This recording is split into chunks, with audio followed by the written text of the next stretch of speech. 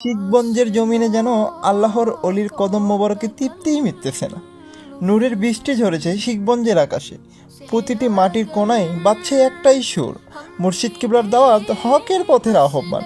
এই স্থানটিতে আগে প্রতি বছর মাহফিল অনুষ্ঠিত হইত, জামাতি বক্তা ও কওমি বক্তাদের মাহফিল।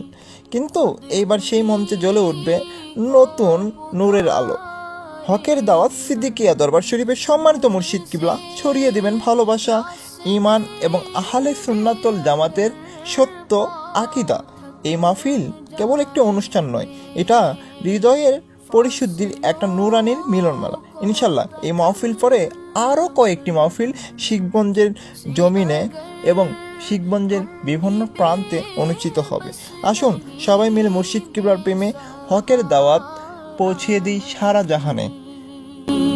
खुद उन्हीं को पुकार